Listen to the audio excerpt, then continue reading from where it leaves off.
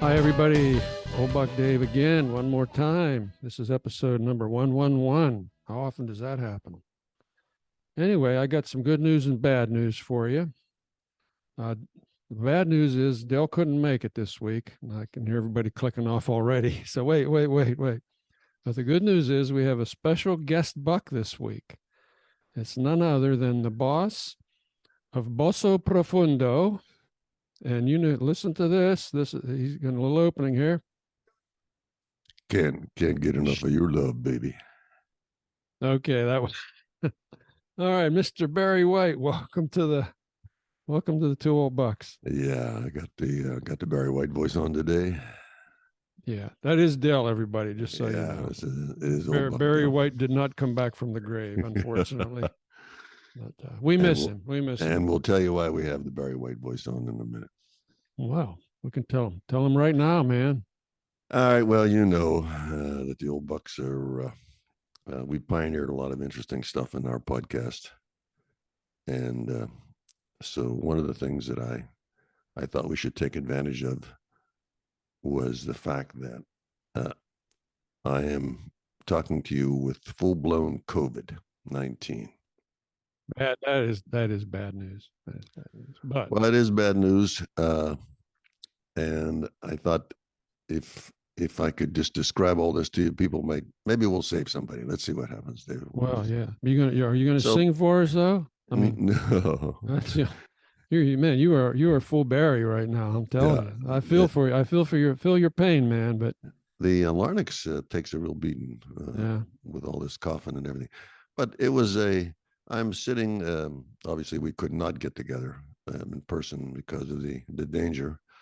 And that's how it spreads. And so we were not foolish enough to jeopardize one another on this issue. But I am sitting with a full tassel cap and a winter hat, a long sleeve wool shirt. And it's 80 degrees outside. And it is something like that, like 78 or something outside.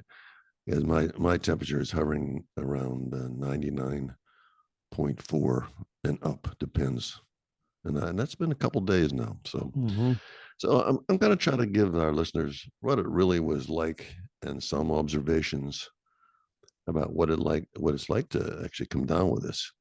I think there's some misconceptions about a bad version and a good version.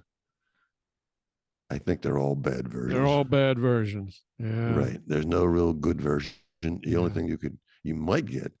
Now, you were wise to take that final vaccination, and you suffered one night of uncomfortable. One night, yeah. Yeah. And so I'm going on day 5, and I'm still dealing with the fever. All the pain and suffering that goes along with it. Yeah, and it's just you think of this thing as a medical thing, which it is. Obviously, the soreness. Every joint is achy. All those kind of things, but it's very disruptive. It's a very disruptive illness. It's contagious. It reflected back on my wife's work, and I've just been really just in the house for fear of going out. And my fear is I don't want to give it to anybody, even though I could walk around a little bit. Yeah, and you're sleeping on your homemade mattress, right? And that's another thing. I'm going to have to rebuild that. I'll have to redesign that thing because I hadn't planned on 156 straight hours of laying on bed. Oh gosh, I might have to convert it over to plush. Oh, it hurts to laugh every time I do that. Oh. And the upset stomach that goes with this. The coughing is violent, and when you're coughing like that, I'm thinking, hey, I just got some new eyes recently. I figure I was just going to pop an eyeball out of my head or something. Cough it out of your head. Yeah, you're trying to hold that back. And as I sit here at my table and microphone, I am accompanied by my spittoon. Well, you don't have to go into too much detail here. I won't give you, and we'll let editing take out anything. It becomes too obnoxious. But I'll talk to him. You got to be prepared for that. You know what I mean? All of a sudden, you get this. So all in all, I'm thinking about how this has taken 7 days, probably at least 7 days out of my life before I can get tested again. I'll never get back. And how it disrupted all the other functions, all the little dominoes that were lined up, like, annual blood work, doctor's visits, Visits with Dave. visit with Dave. I mean, that's right. That's right. Stuff Yeah. like that. So uh, this whole thing is it just changes everything around, because there's a caveat on a lot of stuff that you say you have not been exposed to COVID in the last 10 days before we can do this. So I guess my warning to people is, you roll your dice if you decide not to take the vaccinations, and you also roll the dice if it's the mild version. But knowing that it's killed at least 3 of the people I knew that were my age, it started out and then they ended up in a hospital. I'm not showing too much of a problem with breathing. Well, that's But good. That's good. but that I have missing body parts, and Yes, I do know that. all my internal organs are not necessarily where they should be, and You are at risk. yeah, As am I'm I. at risk. Yeah. So the other thing is, my wife has been very sympathetic, and I came to this conclusion that she does not want me to die. After all, She does not want me to die, but is prepared to accept that fact at a later date. At a much later date. A much later date, when it could be more convenient, so to speak. You know what I mean? And the other thing, hey Dave, the other thing that I learned was, I'm quarantined. I'm sequestered in the house. I can pay attention to a little bit of news or something, but I haven't even been watching television. I don't even want to watch television. But I realized that if something did happen to me, life goes on. Yeah. Life goes on. All those things I meddle with to, to try to make that I think I should be doing to make things work better, and fussing over, like making sure that the bike is in tip-top condition or something. You think, hey, if something happens to me, none of that matters. None of it matters. It does not matter at all. And so you're thinking about really maybe who may be the closest to you and could be infected by it. So you hang on for those reasons. But I'll tell you, I was getting, I should say I'm better, but I was getting beat up pretty good there. And I'm thinking, how many more times could we do this? If it's going to be a prevalent, ongoing thing, it's never going away. Yeah. So how many more times could I do this? Could I cope with this if I was 83? Could I stand to get a flu, which I think is about the same as this? Could I stand to get that? Could I cope with that once a year? I don't know. Yeah. I mean, you just don't know. So I think the old folks are going to be in for a ride. You're going to have to be very careful about who you hang out with. And then, of course, lastly, I'm not least, and I don't want to ramble on any further on the subject, but I was offered some medicine that they said this will help shorten the duration of this. And I looked at it, and it was 2 sets of 3 pills that I had to take, once in the morning and once in the daytime, and the after effects. And it also has there was 4 different warning labels in these pills saying that this was not a FDA certified drug. This was an experiment under emergency situation. Right. Okay. That's what I'm talking about. Is that the Paxlovid? Paxlovid. Right. And I looked at all that stuff, and I said, the limitations of what you can take it with, what the symptoms were that could be, after you take it. Yeah. I said, well, I'm already suffering from scratchy throat, coughing, and all this other stuff. How am I gonna figure out whether this thing is working or not? So there was a lot going on there, and I walked away from that. And my doctor kindly called me back and said, just tough it out. Just tough it out. Drink as much water as you can. and take some Tylenol and hope for the best. And that was it. There you go. I'll leave you with the thought I have adopted as the thought that I ask myself all the time now. And I heard somebody say this the other day, and I wrote it down because it's important. I think it's important. And the question is, what are you going to do with the rest of your life? It comes up. It comes up during these periods. Yep. Yep. That's exactly what happens in my house. What am I going to do if I survive this? Should I even carry on with the same kind of stuff? Should I do something different? What are you going to do? A crisis of some measure, of some degree or other, will kind of move you in that direction, or it should move you in that direction. Yeah. So what are you going to do? And even if it's not a crisis, I think that's a good thing to think about, everybody. What are you going to do with the rest of your life? Yeah, and we're in the zone too. We're in the zone. So. We're in the zone. Yeah. I was going to say, so you do realize that I will be redesigning the mattress. I thought maybe, yeah, I'm going to go for some foam, maybe some tablecloths and place settings and some newspapers, and I'll for the next couple of weeks or something, I'll have to design it sort of in a hammock style. See, I have that luxury since I'm a professional. You are a professional. That's right.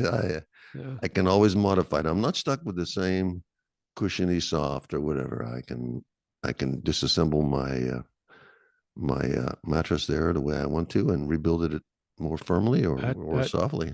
Big plus, you see. It's a big plus. See, you're looking on the bright side. I like that. You're rallying here. In fact, are you good enough for a stump the buck? We can talk about these. I mean, okay. Let me give I'm you lucid. One. I'm lucid. I'm just miserable. All right. So this is a current event now, and folks at home can play along here now. Okay. Clue number 1. 38 years ago. 38 years ago. This last happened 38 years ago. This current. Like an eclipse or something. No, I don't remember anything current. This is current events. Right? Current event. All right. Clue number 2. Hotter than the soap. Hotter than the soap. Yeah, no, you're gonna have to go back for this one.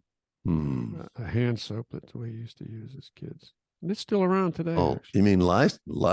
They're bringing back lye soap? No. Okay, we're going to clue number 3. Okay, we're going to need a bigger island. The water level is rising again, or something? No. You clearly have not been watching any television or anything. No, I haven't been paying much attention. Mauna Loa erupted. First time in 38 years ago. The big one. It's doing its thing. You're thinking soap lava. You're thinking lava. I was thinking lava soap. There you go. See, you got it now. Oh, my soul. Lava soap. Yeah. You put a lot of thought into stumping me. I put a good 2 minutes into this, believe me. Hey, I have a question for you about that volcano.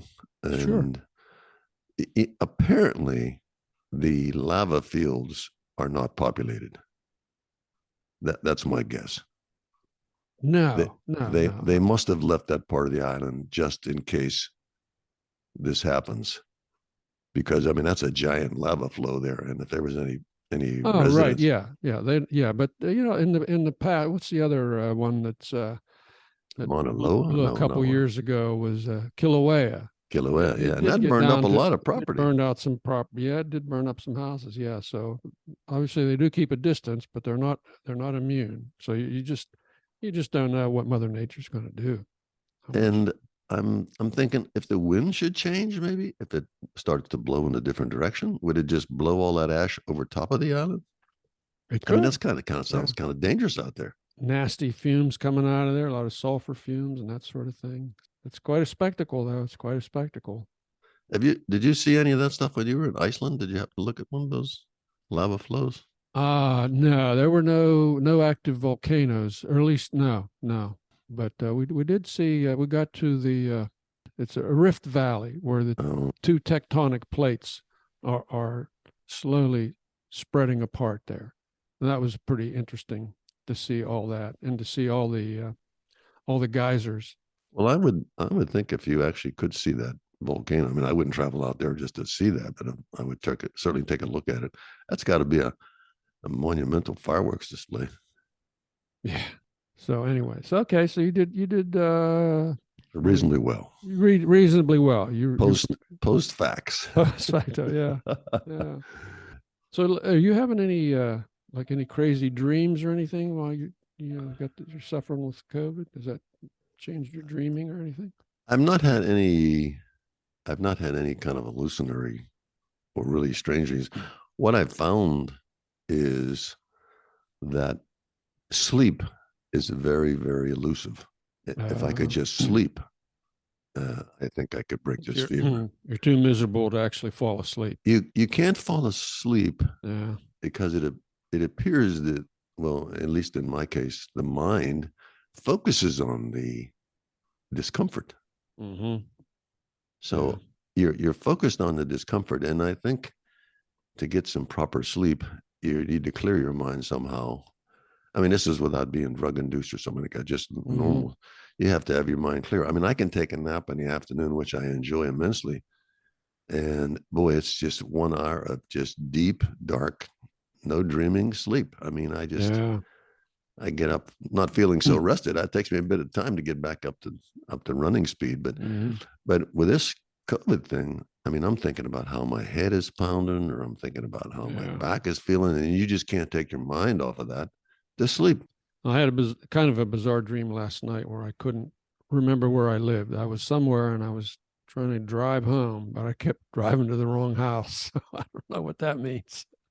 Maybe that's fallout from being a Floridian now. I don't know. Well, Can't let go of the old house. as we go through this tunnel together, you and I, being the same age, I have a funny feeling that as we share these experiences with each other, whether we're podcasting it or not, obviously would still talk about this stuff and say, does this happen to you? And when I Yeah, ask you that, a lot of times you say, oh yeah, that will happen to you. You that can will. get that, or you'll feel that way. Yeah, You can think this way. yeah, So maybe we'll be cognizant if one of us starts to show some slippage. yeah. Hey, listen to this. Maybe you can use your skills as a dream analyst to help me out here. Now, this is a dream my wife had night before last. Okay, she told me Recent. this recent. Yeah. So she said she was having a party, and the main guests were Charles Barkley, Scottie Pippen, and Kenny Pickett.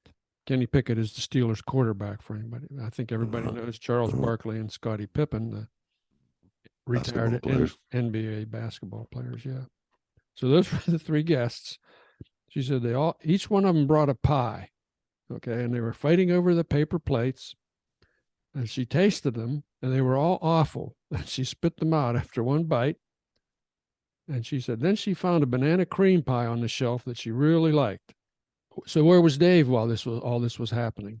I was taking a friend to our second level basement, which is the basement below the basement, which obviously we don't have. Second level basement. Yeah. Second level basement, showing them around the second level basement. So I don't know what any of that means. It wasn't my dream, but it's Well, it sounds to me like it could have been exposure to a one of those Subway commercials where Barkley is eating a. well, that's what she wondered afterwards. Because then she says, why And why believe am it I or not, thinking about this? And then this TV commercial comes on with Barkley and the sub. She says, maybe that actually, was it. Maybe that was it. I'm going to speculate here that there's if there had been things that she had been thinking about more recently, basements or something like that, uh, that it takes a while to wind that stuff out of your head. Clear it out, flush it out. Yeah, yeah, And then you say, so where did that come from? yeah, But I don't know. The last thing I see on television, if I'm watching a whatever it is, I mean that usually stays on the first screen of yeah. the nightmare, or whatever it is. Yeah, I told her. I said, if you're really worried about this, you can go see a doctor about it. Talk about it. I said, and if they won't see you, you can do what Dell does, lie down on the floor Yeah. until some. By the way, we got a letter from afar just about 15 minutes ago saying, I'm going to quote him here. He said a lot of things. Most of them they were all very nice, actually. He said, but here's the good one. He says, I couldn't stop laughing with Dell's lay on the floor in the doctor's office suggestion. So there you go. You've done it again. Well, the people that see the humor in that, or that realize that they just don't like that. It's like, I'm going to die right here in your office. And what are you going to do about it? What are you going to do? And they will not let that happen to you. They will not. In fact, talking about that, I was thinking I should go down to the emergency room. I went to a emergency care to get diagnosed, but the emergency room, if you walk into the local hospital emergency room and you say heart to COVID or whatever, you get put in on a conveyor belt. You're in the fast lane now. You are on a conveyor belt of testing and this and that and this and that. And 4 or 5 hours later, they say, take some Tylenol, drink a lot of fluids, and good luck. Yeah. Because the emergency room doctor once told me, he said, we're only here to save you from dying. We're not here to cure you. And ever since then, I'm thinking, that's exactly the truth. And they're not here to really cure you and say, listen, we're going to do this and, fix you up here. We're just going to keep you from dying. Once they test everything and decide you just have a good old plain case of COVID, your lungs are good or whatever. Yeah. Well, that happened to me a couple of years ago. I had a bicycle crash and cracked my helmet. I remember sitting on the road for for a little while, and I remember fixing a flat tire that occurred as a result of, or maybe it caused the crash, maybe the crash caused the flat tire. Anyway, so I fixed that, and then there was a period where everything was, I didn't remember stuff because other people were telling me stuff that happened, and I had no recollection of that. And one of the guys said, "You better just go right to the hospital," and I did. So I went to the emergency room, and of course, like you say, it was full. They said to me, well, what's your problem? I said, well, I crashed on my bicycle. I broke my helmet, hit my head. And it was the same thing. All the bells and whistles went off, and man, I got marched right into CAT scan land. So, well, I think it was after that is when I had my accident and I fell down and hit my shoulder and broke my helmet. And I said, am I going to feel like this? And you said, yes, you are. He said, you have a concussion. Really? I said, I'm still moving. He said, and you said, no, you have a concussion. You have a concussion. And you have to watch that. Yeah. So, yeah, we've been very supportive of each other with those issues. That if one of us has gone through it, we kindly warn the other. So, hey, I have another thought I wanted to run by you. Just walk it by me, man. Well, you know that you're hurting. I mean, the old Bucks are, and we have connections around the world. I mean, I have. That's true. That's right, we do, and sometimes we get a little heads up from one of the folks at Washington D.C. or something. But I've got an inside scoop. I've got an inside scoop of the Democratic candidate for president in 2024. You got an inside scoop. Inside scoop. Wow. You want to share that with us? Well, is this your front runner? A front runner is either going to be Jon Stewart and perhaps Stephen Colbert, because it's going to be the clash of the clowns. Oh, yep. And wow. that's what's going to happen. So that's a big talk in D.C. amongst your ex-CIA colleagues. They're just going to. Oops, I wasn't supposed to say those. They're just going to fund, or just going to nominate a comedian, and the rhetoric, the banter, the language, the jokes, the back and forth barbs. I mean, because those guys, they're stand-up, so they know how to take a heckler. And I think the Republican front runner is one of the world's greatest hecklers. And so it'll become now, in truth, look at Zelensky. Oh yeah. Turned out to be absolutely great president. So it's not a lighthearted gesture. It's just that in order to deal with the topics, and I can see the F-bomb flying left and right. I think there'll just be no more rules. You know what I mean? There'd just be nothing you can't say or something. And our boy Elon, of course, he's going to turn the Twitter toll. Can you say that? Say what I'm saying. Say that standing Twitter on one trolls. troll. Yeah, he's going to turn trolls. those guys loose, and so it'll be even more chaotic than you can shake a stick at. So yeah, really not looking forward to that. I am not looking forward to that at all. But I think that's what they're going to end up doing, and then. All right, you said it first. Yeah, okay, everybody, you heard it right here first. Old Buck Dale. And we have mentioned things first. We've got a lot of firsts. We have a lot of firsts, and sometimes the I catch some of the news and they're talking about podcasts all the time now, and I'm thinking, I don't think that these guys are listening to us. They're just not telling us, because we say it, and then shortly thereafter somebody comes up, it's a novel idea, and of course they've got a they got a bigger podcast, I guess. Well, we've got some listeners in Manhattan. I can only guess where they're funneling our podcast. In my dreams. That's in your dreams. Yeah. So listen, should I give you a rest here? I can carry on. Rest? We do sign up for a timed podcast, and self-imposed. If we can't get it done in this amount of time, we're pretty much rambling after that, right? Yeah, I'm pretty much going to go back and lay down afterwards. Obviously, I just wanted to give the folks that you're talking to an actual COVID patient with all the symptoms, and I'm sitting here with my spittoon. Unfortunately, I didn't have to cough one up. So there you go. Thank you. That one's going to get edited out for sure. Probably. Probably. Maybe not. You never know. Anyway, hey, listen, let me just give your, I do have something else I wanted to ask you. You were complaining about your phone the other day, but first I want to do a book review. I've read a couple more books. There you go. I'd like to do a review on one of them. The book is called Blue Nights, written by Joan Didion, the late Joan Didion. She just died a year or so ago. So I think she wrote this book.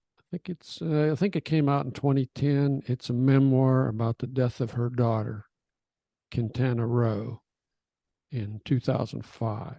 And this was 2 years after the death of her husband, and she wrote just really an excellent book about that whole process. It's called The Year of Magical Thinking.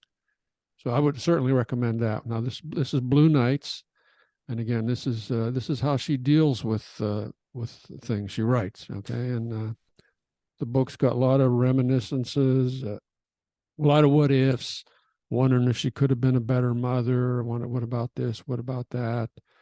And even recognition that she was growing older. She was kind of less able to deal with losses, and she was slouching towards frailty.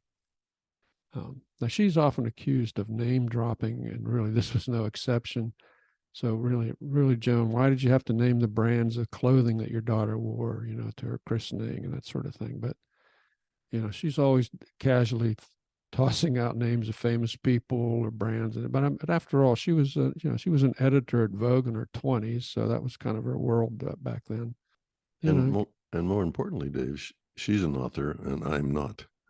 She's an author and we're not, right? That's right. And so that gives her a leg up on whatever she wants to write.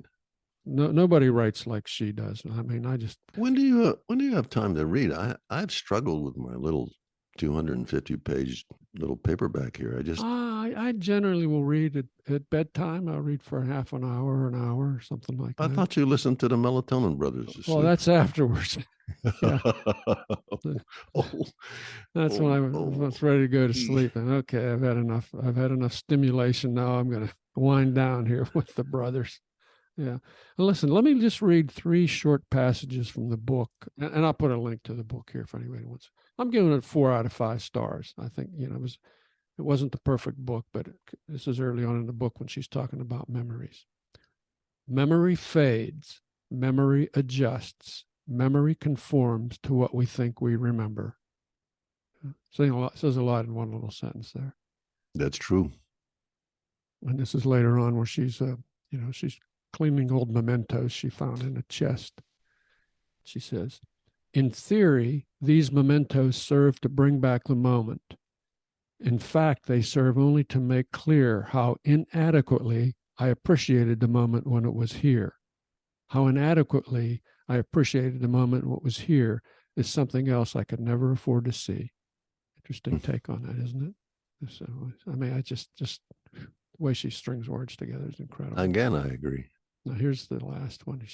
This is towards the end of the book, I think. No, this is still early in the book. She said, when I began writing these pages, I believed their subject to be children, the ones we have and the ones we wish we had, the ways in which we depend on our children to depend on us, the ways in which we encourage them to remain children, the ways in which they remain more unknown to us than they do to their most casual acquaintances, the ways in which we remain equally opaque to them. Isn't that? That's a little bit profound there. Yeah, I mean, you want them to stay a kid, to stay a child. You think you know them inside and out, and you don't, and vice versa. So, I mean, anyway, well, Blue Nights, Joan Didion. Carry on with the reading, because I know that I appreciate at least you get the books and save me. I stand in the library all day long and I'm just useless. I just look at the shelves, and I can never leave with anything unless someone says, take this and read this, and then I go there. So I also finished that book, Brain Damage, and maybe I'll save that until next time. I thought I'd do the Joan Didion Blue Nights one. If you don't, if you can't find Blue Nights, pick up something by Joan Didion. She was one of the bestest. I'm running out of energy. You're running out of juice here. Okay. And really, it's just sitting. My back and my whole insides are all, I think, awry. So I would say to our listeners, this is kind of a unique podcast in my view. Appreciate everybody hanging in there. Go ahead and get the vaccination if you're so inclined. Otherwise, you can try to be like old Buckdale and look for a sympathetic ear, because even that's not so easy to find. It's like, oh, you had the mild case, or you had okay. And how about them? How about those Kansas City Chiefs? I'm thinking, I want to tell you this whole story. Wait a minute. I'm feeling really bad. Yeah. Can I get a pat in the head or something? And all I want you to do is, get some recordings down before you lose your Barry White voice. Yeah. All right. Listen, man, I'm going to let you go. Take a break. Take a rest. I will do that. Get well. Get happy. Get better. We'll see you at the coffee shop next time. Yep. Old Buckdale saying thanks. Talk to you again. Take care, everybody. Old Buck Dave here too. Bye-bye.